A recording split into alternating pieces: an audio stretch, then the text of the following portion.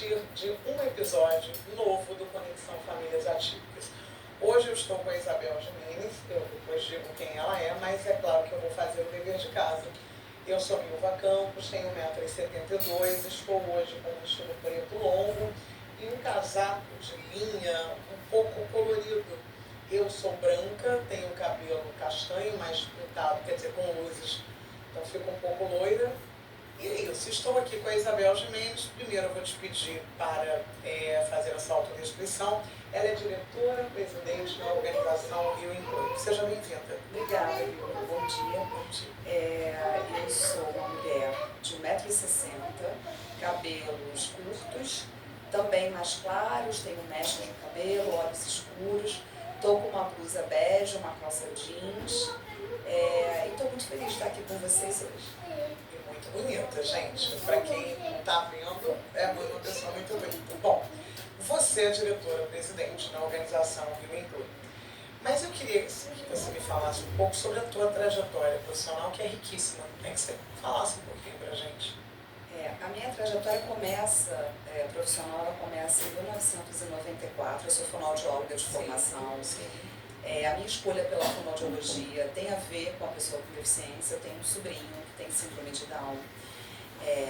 E eu, antes de fazer fonoaudiologia, eu tentei medicina, não consegui, não passei. E aí decidi que eu não ia ficar repetindo o vestibular. E aí minha cunhada, então, teve o Vinícius, né? Ele tem síndrome de Down. E eu me encantei pelo aquele universo, assim, do tanto que as pessoas com deficiência são potentes, são capazes.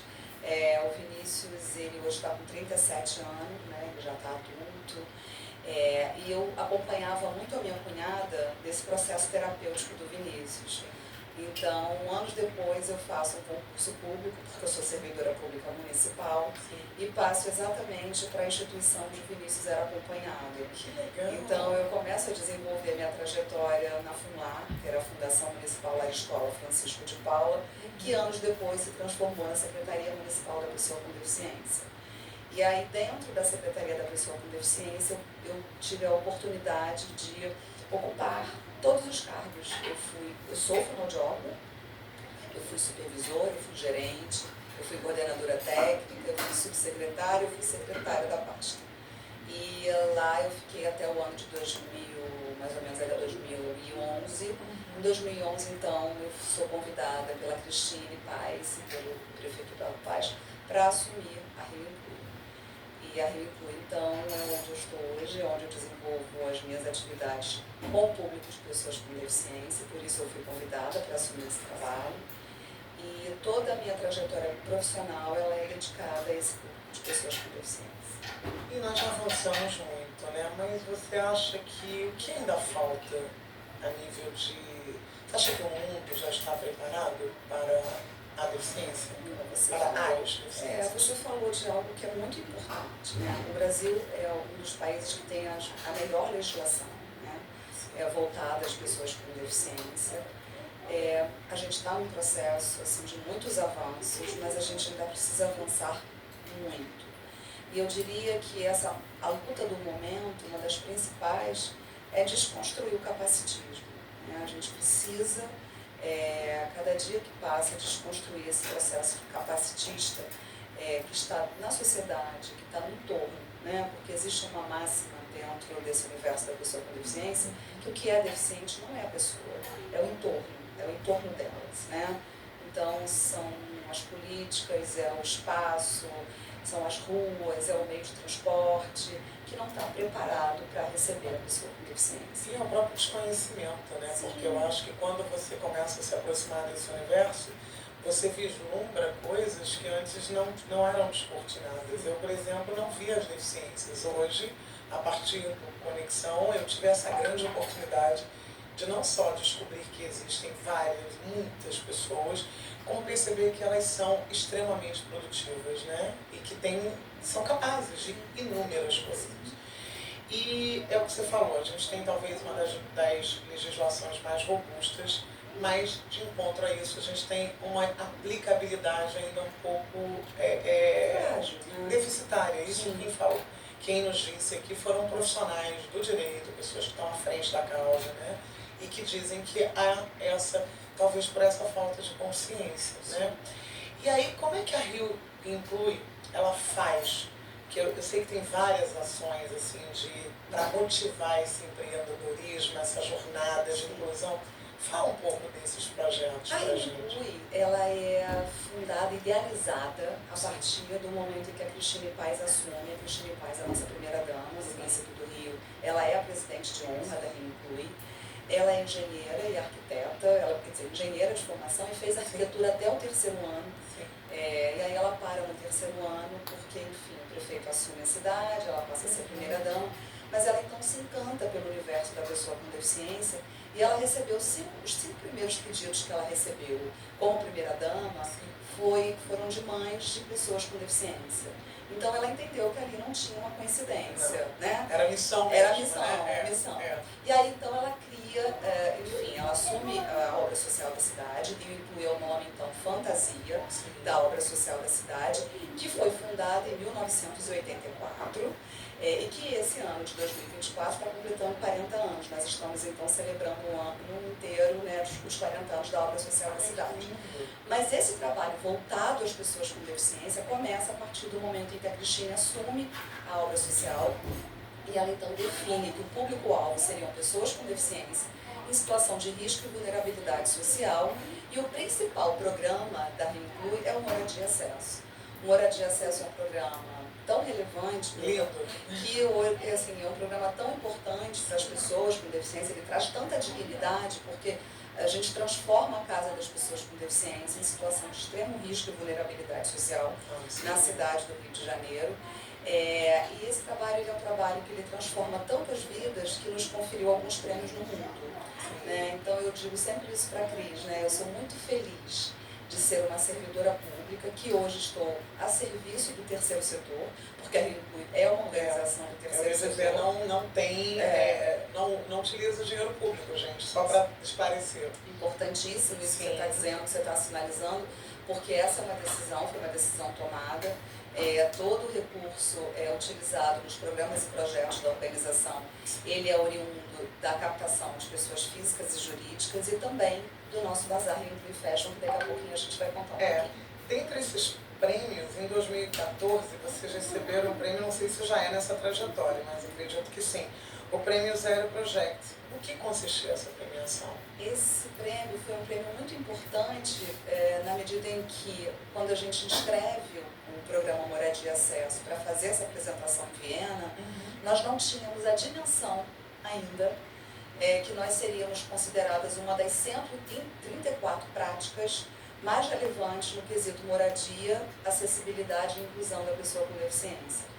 Então, a Rio Inclui teve a oportunidade, eu fui apresentar o trabalho em Viena, nós nos sentamos na plenária principal, na ONU, discutindo exatamente a acessibilidade e inclusão da pessoa com deficiência através da moradia digna, que é o trabalho que a gente desenvolve através do Moradia Acesso. E nesse momento, a gente tem a oportunidade, então, de dividir a mesa, a plenária principal, com o então vice-presidente do Equador, que é uma pessoa cadeirante e que se encanta com essa apresentação e nos convida para ir um mês depois para Quito para apresentar o Moradia Acesso para toda a equipe que ele liderava. Ele fazia um trabalho parecido com o nosso trabalho da Rio Inclui, reformando casas de pessoas com deficiência, mas ele chamou a atenção dele o fato do Moradia Acesso ser um programa construído com a pessoa, com a família. Então, quando a gente entra na casa dessa pessoa com deficiência para fazer a reforma, os arquitetos, a assistente social traçam ali, né, em conjunto com a família, o plano arquitetônico, o projeto arquitetônico, o plano de promoção da família, mas a família diz pra gente, sobretudo, o que ela quer, o que ela precisa, qual é a cor da parede que ela gostaria, enfim, ela decide, a casa é dela. E isso chamou muita atenção do presidente, né, que anos depois se transformou no presidente do Equador. E ele transformou, então, a Moradia Acesso numa política pública lá no Equador. O Brasil ensinando, né, ao resto do mundo. A gente fala tanto que o Brasil ele não evolui, que não desenvolve. Isso é uma falácia. Tem muito desenvolvimento, tem muita gente fazendo coisa boa por aí. E aí, se a gente estava falando do projeto, que agora eu perdi aqui, como é que é uma moradia e acesso. E acesso. Essas pessoas que são alcançadas, né, por essa ação, como elas são contempladas, quais são as exigências, porque de repente as pessoas falam, então eu vou reformar minha casa, né? E qualquer deficiência, como funciona isso? O programa Moradia e Acesso ele tem critérios bem estabelecidos, que vão desde a faixa etária, então é um programa que privilegia crianças e adolescentes, né, na faixa etária de 0 a 17 anos e 11 meses. Esse é o público prioritário, não é exclusividade, não é exclusivo, porém prioritário. Okay. Essas pessoas, então, precisam residir em casas próprias, porque a gente propõe uma reforma bastante importante, estrutural, na casa dessas pessoas. Então, essa casa precisa ser própria e ela não pode ter autointerdição, ela não pode estar interditada. Enfim, tanto que a gente tem algumas parcerias importantes que nos garantem, por exemplo, que essa casa não tem nenhum abalo na sua estrutura. Então, é um trabalho que a gente constrói através de muitas parcerias, tanto com o terceiro setor, quanto com as próprias, com a própria política pública, com os órgãos governamentais. Então, como é que essas pessoas chegam até a gente? Fundamentalmente, através das instituições que a gente apoia, que estão dentro das comunidades, organizações do terceiro setor, que conhecem bem o trabalho da Inclui, mas também secretarias, por exemplo, eu vou falar de um pouco de uma parceria muito importante, que é através do programa de territórios sociais, que é um programa em parceria com a ONU, o Habitat, que na verdade já identifica dentro das comunidades conflagradas no Rio de Janeiro, onde estão as pessoas em situação de extremo risco e vulnerabilidade social. São pessoas que se encontram, por exemplo, abaixo da linha da pobreza, que não constam nem nos cadastros, no CadÚnico, por exemplo, né? Então, o Territórios Sociais identifica onde estão as pessoas com deficiência, que atendam aos critérios do moradia e acesso, e nos apresentam essas pessoas, essas famílias, e a partir daí, então, a gente faz a visita e começa a traçar ali o plano de promoção e fazendo o projeto arquitetônico. Então, Territórios Sociais é um parceiro importante, mas também temos, por exemplo, a Secretaria de Assistência Social, através dos CRAs, né, que são os dispositivos da assistência que atuam também com esse público em situação de maior vulnerabilidade, a própria Secretaria de Educação, a Secretaria de Saúde, né, e como eu te disse, a gente apoia 29 instituições do terceiro setor. E essas 29... É muita gente, muita gente. Ali a gente está falando de um universo de 5.500, quase 6.000 pessoas. Tem ideia de quantas casas, quantas vidas você já alteraram? Olha, a gente está em torno de 80 casas, né? Mas aí quando a gente fala disso, é até interessante, porque a gente não trabalha com quantidade. A gente trabalha com qualidade. Exatamente. Né? Porque nós não somos a política pública, né? Sim. Então a gente está muito preocupado e buscando sempre a qualidade, né? Atender, fazer a diferença e transformar uma vida. Se a gente transforma uma família, uma casa, uma residência, uma moradia, para a gente é 1 milhão. Né? Não, com certeza, é uma conquista, né? Conquista, E essa pessoa ela vai consequentemente ter uma qualidade de vida maior que vai, de alguma forma, contagiar o entorno dela, né? Ser uma pessoa mais feliz, ela já... Então, são várias coisas, as questões psicológicas, tem muita coisa aí que a gente constrói a partir de uma aquisição material, né? Sim. Abre muitos horizontes. Sim, a moradia digna transforma a vida, né, da pessoa. Exatamente, você foi mais objetiva. E eu queria também que você falasse, você tem consciência, assim, mais ou menos, de qual é a realidade da deficiência? Quantas pessoas com deficiência no Brasil, mais ou menos? A gente tem ainda os dados do censo de 2010. A gente está aguardando a liberação dos dados agora de 2022. Mas os de 2010, no mundo, tá, quase 1 bilhão de pessoas com algum tipo de deficiência. No Brasil, em torno de 45 milhões de pessoas. Muita gente, né? A gente está falando de... Eu sempre gosto de falar sobre isso, porque você entende que quando a gente está falando de 45 milhões de pessoas, a gente não está falando de minorias, porque isso não é uma minoria. É uma grande parcela da população. É uma grande parcela da população, né? Então, a gente está falando da importância de se dedicar, de se desenvolver cada vez mais políticas públicas que atendam a esse universo que é tão vasto e tão significativo da população brasileira. E que vem num crescente. E que vem num crescente, não só pelas próprias questões da deficiência inatas, mas também do próprio processo de envelhecimento da população, né? Então, vamos envelhecendo e as questões mesmo vão surgindo. Então, Se eu sou uma pessoa que hoje não tenho nenhum tipo de deficiência, daqui a um tempo, se eu vivo até os 90, eu posso me transformar, eu posso passar a ser uma pessoa cadeirante, eu posso ter uma alimentação motora, né? Então, assim, em alguma medida a população está envelhecendo e essas questões também vão surgindo. Então é preciso que a gente olhe com cada vez mais atenção e responsabilidade para as pessoas com deficiência e para as suas famílias. Com certeza. E a questão do TEA, né? Porque, por exemplo, nós entrevistamos um especialista em genética, e ele disse que a projeção, né, da ONU é que em 2030 cada 2 pessoas, uma esteja dentro do espectro autista, né? Então como é que vai ser para a gente incluir essas pessoas? A Rio Inclui, por exemplo, ela pensa a respeito das pessoas autistas? A Rio Inclui, ela, nesse ciclo, né, que começou em 2021, sim, ela tem se dedicado muito a desenvolver a metodologia do emprego apoiado, que é uma metodologia que privilegia a inclusão das pessoas com autismo, com síndrome de Down, ou seja, esse perfil que geralmente o mercado formal não absorve pela lei de cotas. Sim. A gente tem feito um trabalho muito exitoso com pessoas com transtorno do espectro autista dentro desse contexto do mundo do trabalho. Então, são pessoas adultas e que, na verdade, vêm nos buscar exatamente porque querem uma oportunidade no mundo do trabalho.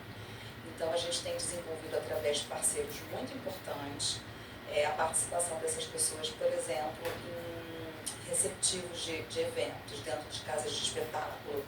E eles têm se destacado muito, né? Eles têm se mostrado muito potentes, muito capazes, e a gente tem conseguido dizer para a população de uma maneira geral, e para os empresários, para os RHs e para a alta liderança das empresas, o quanto essas pessoas são capazes e potentes. Mas para isso a gente capacita não só esse sujeito com deficiência com TEA, mas também as empresas, para que elas possam melhor receber as pessoas com deficiência. Então a gente supervisiona todo esse processo da pessoa com deficiência dentro do mundo do trabalho.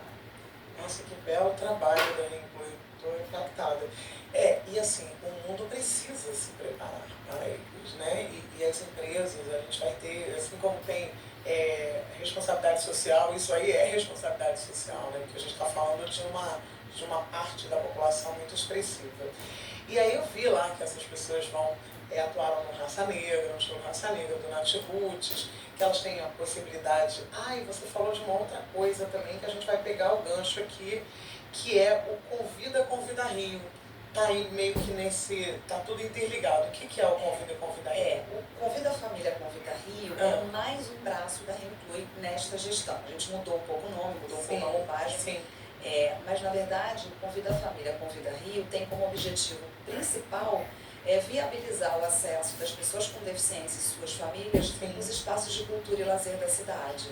Então, são pessoas que nunca tinham tido a oportunidade de frequentar um teatro, uma casa de espetáculos, e que, através do Convida Família e Convida Rio, e através dos parceiros que entendem a importância de facilitar esse acesso, a gente tem conseguido cada vez mais cortesias, cada vez mais esse acesso está sendo garantido para que essas pessoas possam conviver dentro desses espaços. E aí, meu ver, é tão interessante, porque foi através do Convida Família, Convida Rio, também que esses empresários começaram a entender que essas pessoas poderiam não só serem públicos, espectadores, mas por que não também parte, né, do RH dessas empresas. Então foi muito através dessas participações que começaram através do público como espectador que eles se transformam então em trabalhadores, né?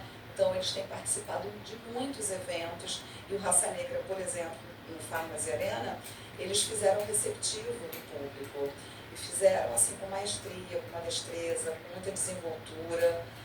E esse trabalho é um trabalho supervisionado. Então, todas as vezes que eles estão ali fazendo o receptivo, por exemplo, tem um supervisor da Rio Inclui que está capacitado na metodologia do emprego apoiado, acompanhando de longe, mas orientando, dando a eles ali todas as coordenadas para que eles possam desenvolver daqui a pouco. Incentivando a autonomia, né? Exatamente. E qual a importância, assim, da família nessa proposta toda, né? Porque a gente aqui escuta muito algumas pessoas falarem que a família ela precisa ter essa consciência, né? E caminhar junto com a proposta dessa inclusão, né? Para enriquecer essa questão do capacitismo, para a gente desmistificar isso, né? Qual a importância dessa família? Vocês preparam essas famílias também? A gente, na verdade, que era um projeto e virou um programa, o Atuação, chama Atuação. Sim. Ele tem como missão trazer cada vez mais o protagonismo da família. Porque quando a gente fala da pessoa com deficiência, a gente, de forma alguma, pode desconsiderar a família. E aí, quando a gente está falando da família, a gente está falando desse núcleo como um todo. Eu gosto sempre de dizer que a mãe da pessoa com deficiência, ela se dedica tanto a esse filho que tem algum tipo de deficiência, que ela acaba, em alguma medida, deixando esse filho que não tem nenhum tipo de deficiência um pouco mais de lado. Porque ela tem que se dedicar muito a esse filho que demanda um cuidado, uma atenção, um investimento maior. E a gente, nesse programa Atuação, a gente trabalha, por exemplo, no Convida a Família, Convida Rio, na possibilidade dessa mãe, dessa mulher, porque eu digo mulher porque 99,9% das famílias é gerida pelas mulheres, dela levar esse filho que não tem nenhum tipo de deficiência para participar das atividades também. Então, ela também, essa mulher, ela também participa de cursos de empreendedorismo, porque muitas das vezes ela não tem condições de estar no mercado formal, mas ela é uma empreendedora nata. Então, a gente também viabiliza para ela participações em cursos de empreendedorismo. Eu gosto também de dar o exemplo de uma formação que algumas famílias fizeram em escola. Escola é uma escola de gastronomia liderada pelo Elias Chiran, que é um parceiro, dono do Baba Osteria, de um restaurante muito bacana, um dos melhores italianos do Rio de Janeiro. E ele fundou essa escola que tem como público prioritário pessoas em situação de vulnerabilidade. E nós levamos um grupo de mães, de pessoas com deficiência, para essa formação. E elas estão voando nas suas comunidades, desenvolvendo as suas atividades dentro de casa. Porque eu acho que isso mostra, né, que todas as pessoas são potenciais, né? Existem multidisciplinaridades, porque... E talentosíssimas, né? Exatamente. Eu conversava com alguém e disse, gente, o brasileiro precisava ser estudado, porque a capacidade que a gente tem de se adequar, de se adaptar dentro das diversidades mais, né, diversas, é incrível. E nós mulheres somos muito multifacetadas, né? Nossa. Então, esse lugar da mulher, que ela acaba assim, conseguindo desempenhar diferentes papéis, é sobre isso, é disso que se trata, né?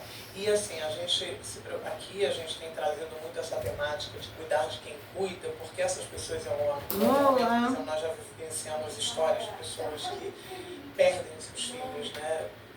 Por algum motivo, essa pessoa que tem deficiência morre, acaba falecendo, vindo a óbito, e essa pessoa dedicou uma vida. E aí o que ela faz com essa vida depois, né? Ou que vivem com LOAS, e de repente a partir dessa ausência desse LOAS, uma vida inteira dedicada ao seu filho de uma forma nobre, e aí a partir daí o que ela faz? Então, essa possibilidade que vocês estão dando traz esse refrigério, né? Você está preparando uma pessoa para depois conseguir se virar dentro de uma diversidade. Isso é um olhar muito bonito, né? E assim, você acabou citando uma situação que a gente viveu na Rio. Quando a gente volta para esse ciclo, agora em 2021, no início, né, de 2021, a gente começa a fazer o nosso trabalho do Moradia e Acesso na Vacina. E quando a gente chega na Vacina, a gente se depara com uma família apresentada por Territórios Sociais, esse projeto de Territórios Sociais, de uma criança de 9, 10 anos, uma família com 12, 13 filhos, e o João era a criança com deficiência da família. Então foi através do João que o trabalho veio chegar para Rio Doce. E a gente faz então a primeira visita, a gente elabora o projeto arquitetônico, a gente traça o plano de promoção para essa família. Quando a gente ia começar a obra na casa do João, a mãe do João tomou um remédio para dormir.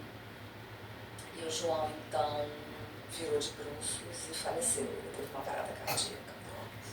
E essa situação deixou a gente assim, muito impactada, porque quando o João então falece, essa mãe nos procura e diz, bom, então agora eu teria a minha casa, a minha vida transformada, e eu deixo então de ter a minha vida transformada porque meu filho se foi. Então eu perdi 2 vezes, eu perdi o meu filho e perdi a possibilidade de ter a minha casa transformada. E aí essa história foi muito triste, mas ao mesmo tempo muito bonita, porque então a Isabela Paz, né, a filha do prefeito e da primeira-dama, ela estuda no colégio bilíngue, ela formou um grupo de amigos na escola, ela fez uma vaquinha, ela conseguiu o recurso, o valor da reforma, e as mulheres da família, as irmãs do João, fizeram a reforma na casa com o recurso que então a Isabela liderou e capitaneou para transformar. E aí essa família teve a sua casa transformada, reformada, mesmo com a perda do João. E esse projeto passou a se chamar Casa do João. Então a Isabela ela formou um grupo, né? E aí esse projeto se chama Casa do João. Como a gente sempre fala, né? A família, o exemplo familiar é uma coisa tão consistente, né? Uma pessoa que já está com a política assim, na simbiose, já, porque vê o pai, de repente, fazendo coisas, a mãe também engajada, abraçando causas nobres e acaba sendo contagiada de forma positiva. Então, a família é muito importante. E aí, quando você fala de arrecadar, né, de conseguir recursos para ajudar essas pessoas, a gente não pode deixar de falar do Bazar Rio e Fashion. Fala do Bazar pra gente. Olha, esse Bazar, eu vou dizer que ele se transformou em algo assim tão bonito na história da Inclui. Porque o Bazar Inclui, ele nasce em 2022 como uma possibilidade de captação de recursos para os nossos principais programas e projetos, fundamentalmente o Moradia e Acesso. E aí a gente entende que para fazer mais sentido, a gente precisava então encontrar uma identidade para o bazar. E o sentido e a identidade foi trabalhar exatamente com moda circular. Então o nosso bazar ele faz captação de peças de vestuário feminino, masculino e infantil o ano todo, para que então a gente possa vender essas peças e aí arrecadar. Mas olha que bacana. Algumas marcas que são muito sensíveis a essas questões mesmo de risco, vulnerabilidade, populações mais vulnerabilizadas, conhecem o nosso trabalho e começam também a nos doar peças de suas coleções passadas. Então, marcas super importantes. Como se fosse um off, né? Exatamente. E doam pra gente peças novas, né? E aí a gente tem, hoje, no nosso bazar, peças doadas por parceiros, amigos dos amigos, e também dessas marcas importantes nesse cenário da moda carioca e brasileira, né? E a gente tem feito bazar uma ou duas vezes no ano. Já fizemos agora, em início de julho, já fizemos uma edição do bazar em julho. Foi o maior sucesso, foi a edição mais exitosa de todos os tempos. E vamos fazer a próxima no dia 5 de dezembro, no Palácio da Cidade.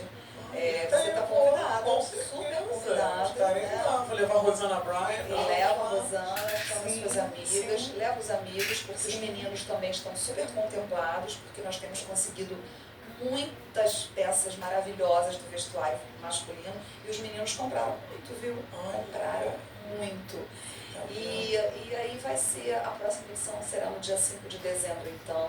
Então a gente espera que a gente possa arrecadar mais peças, mais doações e que a gente tenha um público também tão expressivo quanto tivemos na edição de julho. E aí me veio curiosidade, né? Jornalista curioso, né? E lá nesse bazar você tem assim, alguma coisa para comer, né? Tem uma musiquinha tocando, tem todo aquele esquema de Rosenbaum, de Carandaí, essas feiras legais. Tem, nós temos assim a musiquinha tocando, nós temos aquela parte da gastronomia, com as bebidinhas, com um bom vinho, né? E a gente tem procurado colocar também uma gastronomia muito carioca, né? Porque as pessoas, claro, né? Estamos no Rio, cidade maravilhosa. Primeira-dama é a presidente de honra, né? Nós temos o nosso prefeito, enfim. Então a gente tem procurado colocar uma gastronomia muito carioca e está sendo um sucesso. A edição de julho, como eu te falei, teve lá o Cantinho da Gastronomia, foi um sucesso. E em dezembro teremos novamente. Em dezembro, inclusive, a gente vai fazer um bazar de Natal, né? Porque já é o mês de Natal. A gente vai fazer ali também um bazar bem especial. Então estão todos e todas super convidados e convidadas. E você aí nos ajudando a fazer essa divulgação.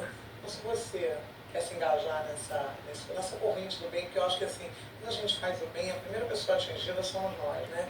E aí você ainda pode ter a oportunidade de adquirir peças belíssimas, né, de pessoas de bom gosto, e ainda degustar um bom vinho. Olha que coisa boa. Então convida seu amigo, sua amiga, né? Vai lá, curtir o... E doa também, né? Se tiver para doar, a gente retira. Com certeza. Eu vou falar com as minhas amigas todas. Vamos ajudar, claro. Porque... Vamos fazer aquela arrumação no armário. É porque a gente fala muito de temos que mudar, né? Temos que mudar o mundo precisa, a política precisa, todos precisam fazer, mas a gente pode, começa a partir da gente, né?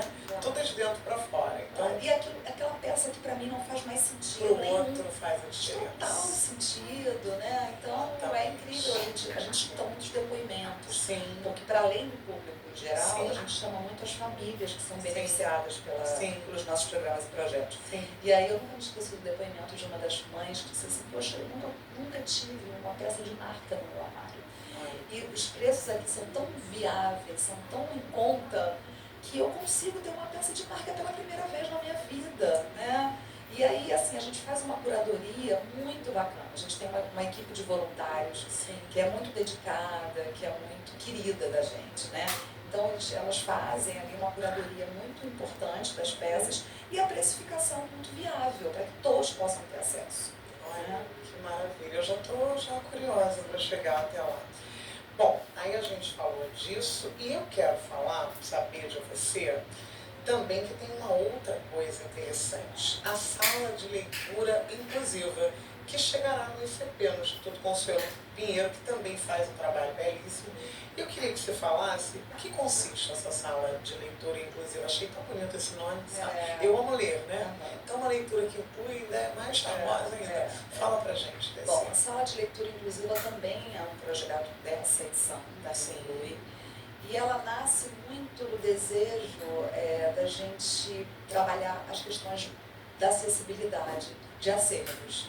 Então, nós temos todo um cuidado, uma preocupação, uma dedicação para que parte desse acervo das salas de leitura seja totalmente acessível a todas as pessoas com deficiência, as pessoas com deficiência visual, auditiva, as pessoas com deficiência intelectual. E, para além disso, a gente monta um projeto de humanização absolutamente acessível. E aí eu estou falando da acessibilidade arquitetônica. Né? Então, a gente tem toda uma preocupação com a iluminação desse espaço.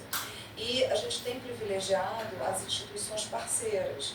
E o Conselho Pinheiro é uma instituição mega parceira da Inclui desde a outra gestão. Né? Então, vai ser para a gente uma alegria poder implementar o projeto Sala de Leitura Inclusiva dentro do ICP. E uma outra situação muito importante dentro desse projeto é disponibilizar esse espaço de sala de leitura para a comunidade, não só para as famílias e usuários atendidos pela própria instituição, óbvio, mas também para a população que não faz parte daquela entidade. E outra questão que é super importante para a gente é que o dinamizador da sala de leitura inclusiva seja uma pessoa com deficiência. Então, a gente ajuda aos dirigentes, à equipe técnica da entidade que recebe a sala de leitura a identificar um talento, né, da própria entidade ou, se não for possível, de dentro da própria entidade, uma pessoa com deficiência que possa dinamizar e ser o responsável por esse espaço. Então, isso é uma outra premissa do projeto Sala de Leitura Inclusiva. Vocês incluem, vocês aproximam, vocês dão uma oportunidade dessa pessoa mostrar o seu talento e vocês ainda fomentam algo que hoje é tão... Acho que tem sido um pouco negligenciado, que é a questão da leitura, que tem uma importância na vida do ser humano, que quem lê bem ouve, bem fala e bem vê. Acho que aumenta as nossas... Até a criatividade, você sonhar. Gente, um livro faz a gente sonhar. Quantos livros você já deve ter lido? Fez você se transportar para algumas? Alguns. E eu vou te dizer que eu mergulho muito. Sim. E assim, eu mergulho tanto que dependendo da leitura me emociono. Sim. Né? Eu fico Sim. muito emocionada. Sim. Né?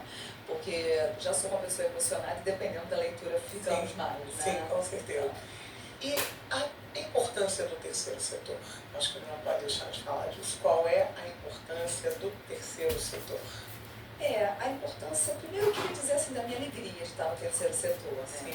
Eu sou uma servidora pública, né, municipal, que tive a oportunidade de desenvolver parte da minha trajetória, a maior parte da minha trajetória profissional dentro do primeiro setor, dizer porque eu tenho a política pública na minha veia, mas que aprendi, me encantei, me apaixonei pelo terceiro.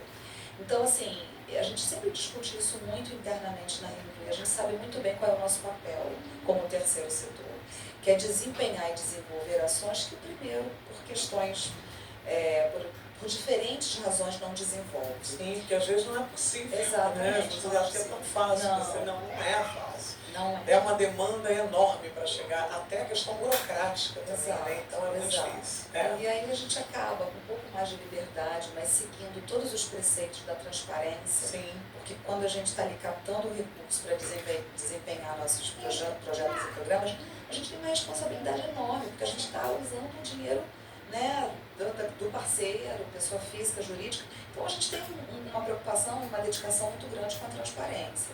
Então, qual é o nosso principal objetivo como terceiro setor? É ser uma incubadora de projetos. Então, a gente sabe que o moradia e acesso ele não é uma política pública ainda, não é uma política pública, mas é uma meta. Quem sabe a gente transformar esse trabalho tão personalizado, que transforma tantas vidas numa política pública, né? Então, assim, como incubadora de projetos e programas relevantes, o que a gente deseja é poder levar esse modelo do moradia e acesso para o Estado, quem sabe para o governo federal. É uma meta. Porque se tornando visível algo, você faz com que as pessoas possam perceber o valor, né? Aquilo que está escondido ninguém valoriza. Exatamente. Mas quando você começa, não, isso aí tem, né, tem a sua legitimidade relevante. Então a gente vai ajudar. E quando a gente fala de ajuda, e o setor privado, os empresários, como é que funciona? Eles ajudam? Você acha que ainda falta mais essa consciência de abraçar essa causa da inclusão? Olha, você sabe que muito através do Bazar e do Fashion, a gente conseguiu uma aproximação muito grande, né, com os empresários, porque eles passam a entender a importância e a relevância de você transformar espaços e dar acesso a todos. E quando a gente começa a conversar de forma mais, digamos assim, no detalhe, e eles começam a conhecer, eles passam a ser porta-vozes do nosso trabalho e começam a multiplicar a Rio Inclui, que é isso que a gente busca o tempo todo. Mas, assim, a principal fonte de recursos ainda é o Bazar Rio Inclui. Ainda é o Bazar. Por isso a importância. Por isso a importância da gente fazer a divulgação, captar o ano inteiro, divulgar muito, pedir aos amigos que façam seus desapegos, né? Sim. Porque é a principal fonte mesmo de recursos, né? Então, que a gente possa fazer desse bazar realmente cada vez mais o bazar. Ele precisa ser divulgado. É o cartão de visita, né, na verdade. É ele que está mostrando. Então, a gente transforma a venda daquela peça em moradia digna. É isso. Olha, pegar uma coisa que não tem mais utilidade para você e saber que a partir dessa doação você vai estar alterando de forma significativa a história de alguém. Você vai estar mudando a vida de alguém. Isso é de uma profundidade. E parabéns pela percepção, né? A sensibilidade, essa coisa intuitiva que você e a primeira-dama, e com certeza toda a equipe do Rio Inclui, conseguiram ter. E aí, você trabalha aí, o que mudou na sua vida a partir desse contato todo? Porque eu acredito que, para mim, está mudando muito, né? Eu sempre falo que o grande barato desse programa aqui é você criar essa ponte entre o universo neurotípico e a atipicidade, né? Porque aquilo que a gente não vê, é aquilo que eu te falei, né? O que não perpassa a nossa história, a nossa vida, a gente acaba não se tornando sensível, não é maldade, né? A pessoa não liga, não, é porque não conhece, não sabe. Desconhecimento puro, né? Exatamente. Então eu quero que você fale duas coisas. Primeiro, a importância da informação, porque eu acho que a gente tem tanto desconhecimento, a gente pergunta, será que está faltando informação de qualidade? Eu, por exemplo, não sabia o que era miel. Olha, a gente vive num momento que se divulga tanta coisa. O que você acha que essas informações não chegam para a gente? Pois é, assim, essa é uma discussão também tão interessante, porque quando a gente conversa com um empresário do ramo do entretenimento, vou dar um exemplo muito do que a gente vive o tempo todo dentro da Inclui. E quando a gente está buscando o acesso do emprego apoiado com um empresário desse ramo do entretenimento, ele diz pra gente assim, poxa, mas as pessoas com deficiência não vêm, não participam como eu gostaria dos espetáculos, dos shows que a gente promove. E aí a gente vai entender o contexto do lugar onde esse show, onde esse espetáculo acontece. Ele é acessível? Ele está preparado para receber as pessoas com deficiência física, auditiva, visual, as pessoas com TEA? Ele está preparado para receber? Então, o que a gente busca, sabe, é mostrar para esse empresário que, voltando lá à minha fala, lá no início, que a deficiência não está na pessoa, está nos espaços, está na falta de acesso, né? Então, quando, por exemplo, um empresário nos procurou, porque o sonho dele era transformar o festival que ele ia fazer num festival para todos, e quando a gente disse para ele que, para além da plataforma acessível, que ele estava já no radar para desenvolver esse projeto, que ele precisava colocar libras, que ele precisava colocar audiodescrição, ele foi assim, abrindo os canais, sabe? Ele tem que ter uma questão de adaptar a questão do ruído. Exato. Né? Chamam abafadores. Os abafadores, né? Isso. Então, quando ele foi entendendo a importância de ter um intérprete de Libras ali no palco, interpretando para as pessoas surdas, a importância da audiodescrição para as pessoas cegas, né? Quer dizer, aquele profissional dentro da cabine, narrando, descrevendo todo o espetáculo para a pessoa cega. Enfim, se a pessoa cega sabe que naquele festival existe a audiodescrição, ela vai. Óbvio, né? Agora, é claro que se não existe acessibilidade, ela vai fazer o que ali? Então, assim, falta informação, falta comunicação, mas falta essa consciência de que a gente precisa preparar os espaços, os projetos, as políticas para todos. Para todos.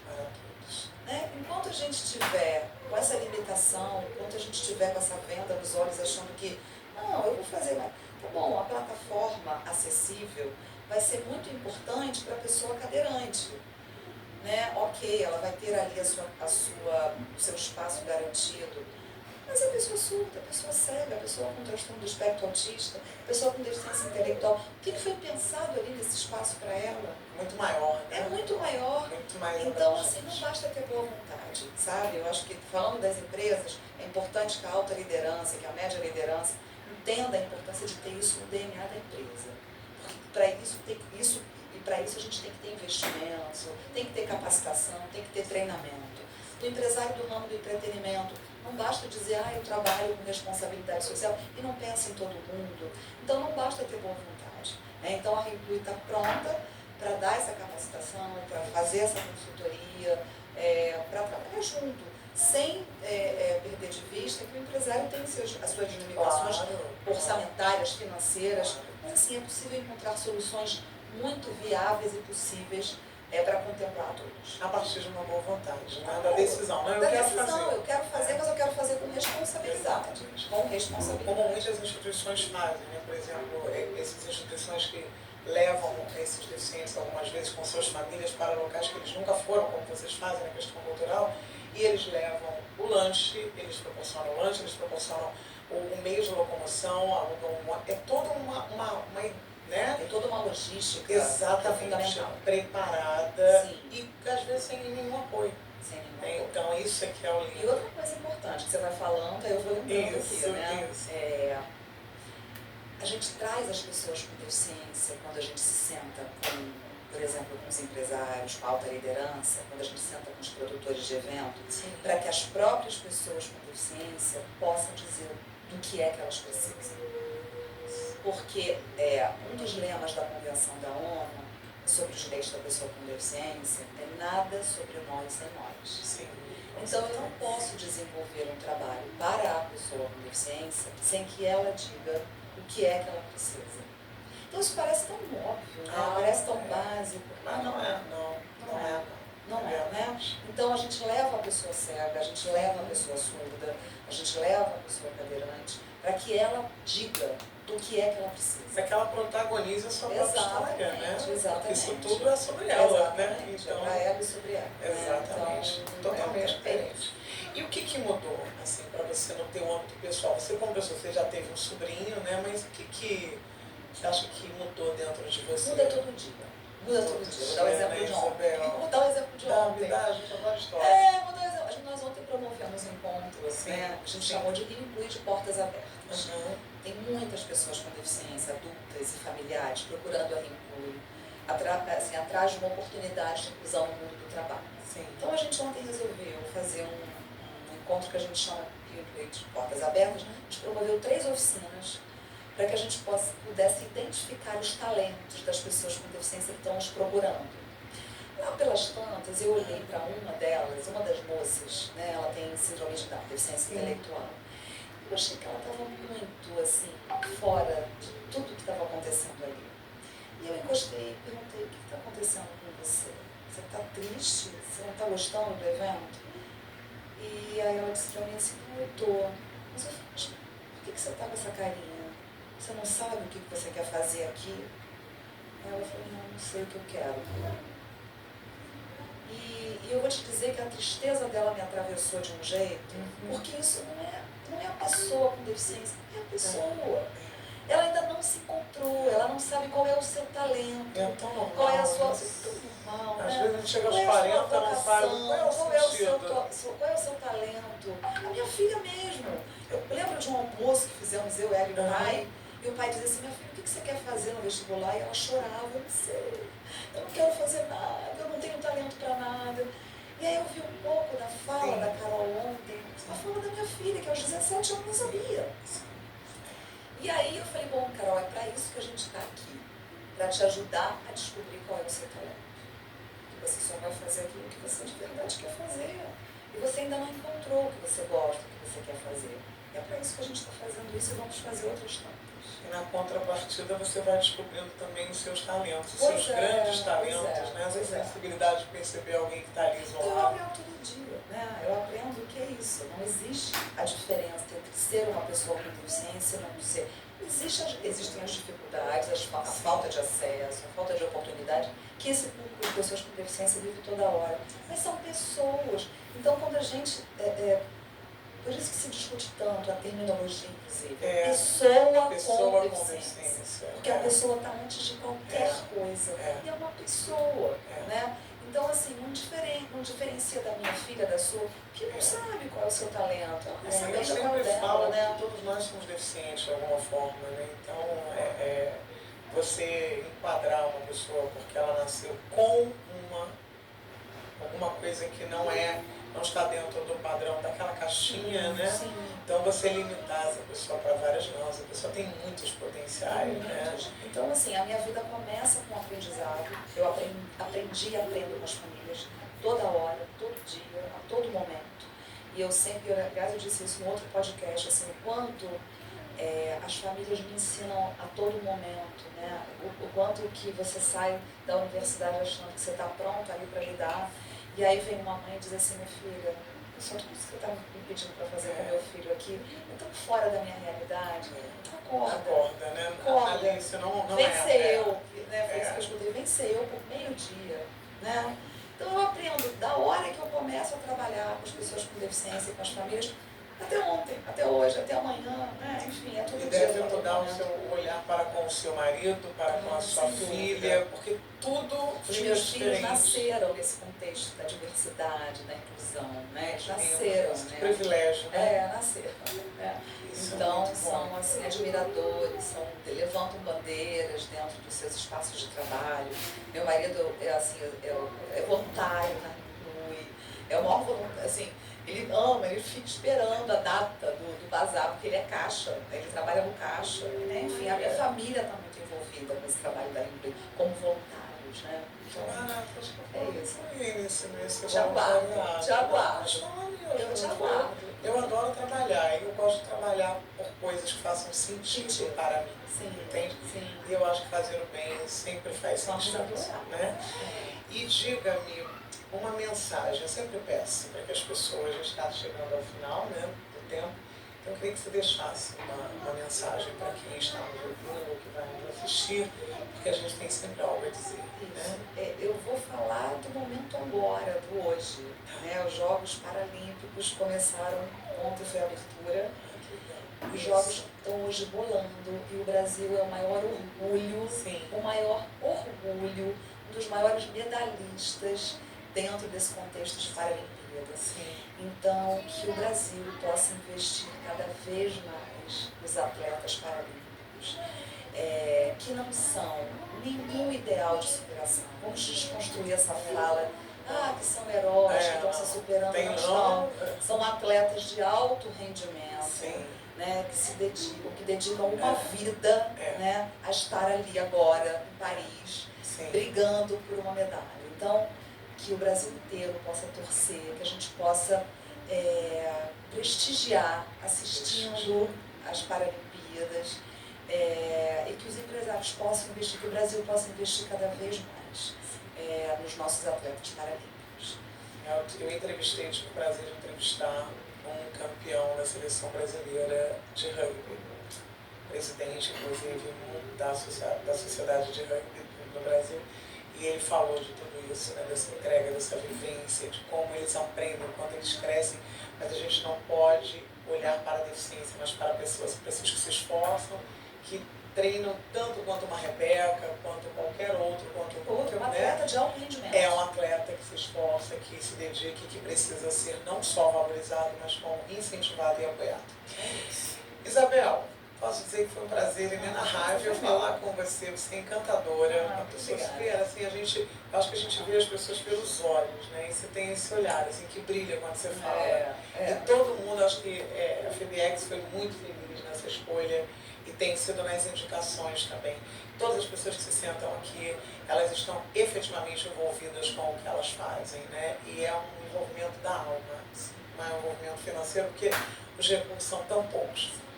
Então é isso. Eu, dessa forma, me despeço, agradecendo a Isabel e a você que fica conosco, que vai nos ouvir.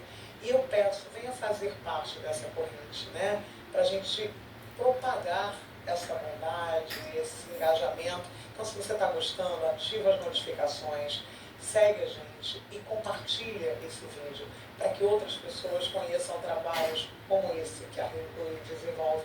E olha, colabora com o Bazar. Qual é o arroba? @Rinclui. @Rinclui. Vou esperar você lá. Muito obrigada e até o próximo.